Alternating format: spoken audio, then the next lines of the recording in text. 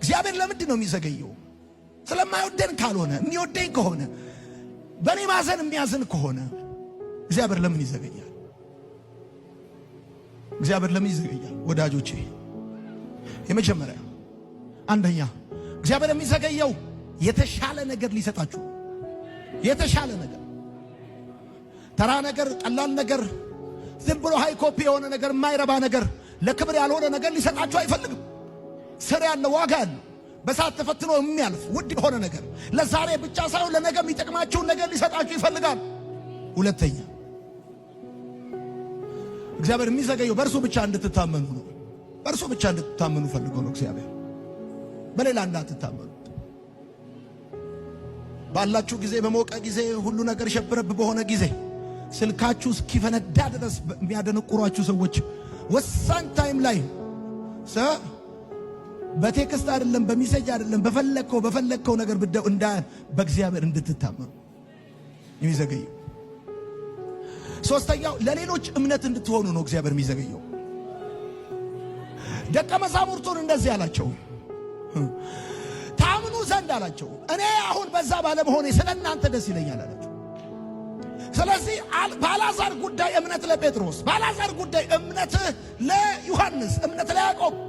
ሄሎ ያንቺን ጉዳይ ያየ እግዚአብሔር አይጥልም፣ እግዚአብሔር አይረሳም፣ እግዚአብሔር አይተውም ይላል። ሰው ሲያይሽ እግዚአብሔር ታላቅ ነው ይላል። አብርሃምን አንብበ ነው እግዚአብሔር አምላክ ባለቀ ሰዓት እንደሚጎበኝ የገባ። እውነቴን ነው የምነግርህ። እኔ ዛሬ እነግርሃለሁ፣ አንተ ማለት በዘገየብህ ጉዳይ ጋር እግዚአብሔር የታላቅነቱ ዲስፕሌይ ትሆናለህ። የታላቅነቱ ማሳያና።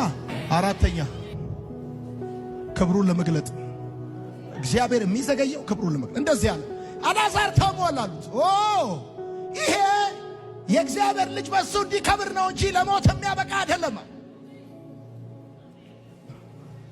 የአልዓዛር ጉዳይ ለክብር እንደተፈለገ፣ ለክብር እንደሆነ እንደተጻፈ፣ ያንተም መዘግየት ለክብር ነው። እውነቴን ነው። ያንተም መዘግየት ለክብር የቆየብህ ለክብሩን ይገልጥ ዘንድ።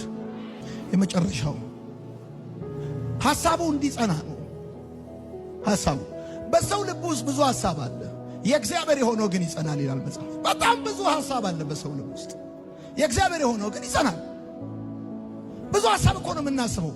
ደግሞ ስናስብ ታውቃላችሁ አይደል? ለራሳችን ብቻ ለምናስበው፣ ለእግዚአብሔር፣ ለሰዎች፣ ጌታን ባገለግል። አሁን አንዳንዶቻችሁ ጌታ ሆይ ባገለግል አባ በቃ ብሮጥል በቃ ሁኔታዎች ይስተካከሉ የምንም እኮ አይደል፣ ወንጌል ባደርስ እንደዚህ ቢሆን ነው እንጂ እንደው መዝናኛ ቢች ዳር ሄጄ በልቼ ጠጥቼ ምናምን እኮ አይደል የብዙዎቻችሁ ጥያቄ ነው። ጌታ ሆይ ምናምን።